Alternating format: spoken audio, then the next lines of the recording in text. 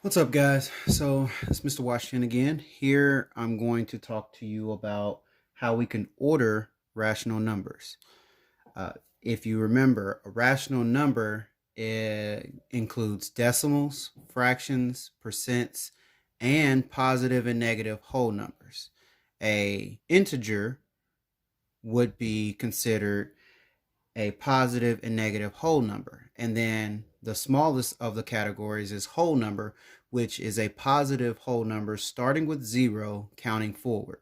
And so what we are going to do is we are going to now take a more advanced look at ordering rational numbers, looking at the fractions and ordering them from, let's say, least to greatest, smallest to largest.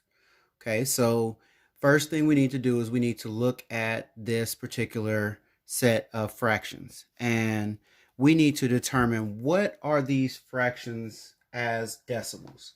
Now, if you remember in the previous video, in order to convert a fraction to a decimal, we have to divide. This fraction bar here means to divide. We have our numerator and our denominator in all three fractions. And so what we're going to do is we're going to place our numerator inside the house and our denominator outside the house so that we can determine what the decimals are for each of these fractions.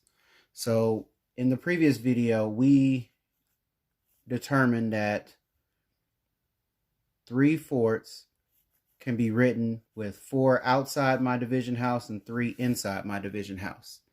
And then this can be divided only by adding a decimal that has to ride the elevator up and down and an additional zero. Adding a decimal and a zero does not change the value of the number 3. However, it does give you the option for making sure you divide this and can get a decimal out to the hundredths place, which is 2 place values to the right of the decimal. So we're going to extend out our decimal house, and I know 7 times 4 equals 28. Subtract that from 30, I get 2 because I have to regroup here. And then in order to go to the hundredths place, I have to add an additional 0, bring that down, and I get 5 times 4 equals 20. That's 0. Okay, so that's that fraction. And now let's look at the next fraction, which is 5/4, 5/4. This is what's called an improper fraction. It's an improper fraction because the numerator is greater than my denominator. And so I have to then convert this to a proper fraction and then see what my decimal is. And the way I convert an improper fraction to a proper fraction is I have to look at my denominator and my numerator first. My denominator tells me what I need to have a whole, and my numerator tells me what I have. Similar to if you go to a store. If I wanted to buy, let's just say I wanted to buy a slice of cake. The slice of cake costs $4. I have $5. How many whole pieces of cake could I get? Well, if I have $5 and I only need 4 to get one slice of cake, then that means that I have one whole slice of cake. Well, once I take that 4 from the 5, I have to subtract it from my numerator. This tells me what I have left over. So I bought my one piece of cake, and now I need to know how much money I have left over. And so 5 minus 4 equals 1, and I still need $4 to get another slice of cake. And so this improper fraction 5/4 can be converted to a proper fraction of 1 whole and 1/4 extra. Now that I have this, I know that this is considered 1 whole or 100% or 1. So what I need to focus on is this part of this fraction. This is called a mixed number fraction because it has a whole number plus an additional piece. And so if I focus here and do exactly what I did up here, then I can find out what this is as a decimal. Now, understanding patterns, I look at this as just like we were doing money. If I see 4 in the denominator, I think I need 4 quarters to have one whole dollar. So if I had $1, I would end up with, if I had 1 quarter, I would end up with 25 cents. Seeing this in the math, you would have 4 outside the house, 1 inside the house, and then you would add your decimal. 4 times 2 equals 8. This equals 2. And then I would need to add a 0, bring it down. 4 times 5 gives me 20. So I end up with the same answer. So that's how you can notice patterns and help you to solve what these decimals are quicker. So I have 1 whole plus this 25 hundredths. So this would look like 1 and 25 hundredths. And then the final one is 1/2.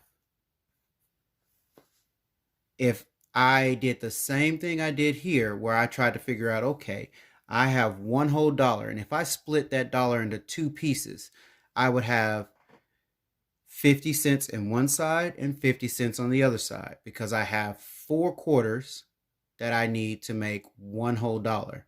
And 1 quarter is worth 25 cents. So that means 2 quarters would be worth 50 cents. And then seeing this in the math, 2 is my denominator, so it goes outside the house. 1 is my numerator inside the house. I add my decimal and 0. And then I do 2 times 5, which gives me 10. This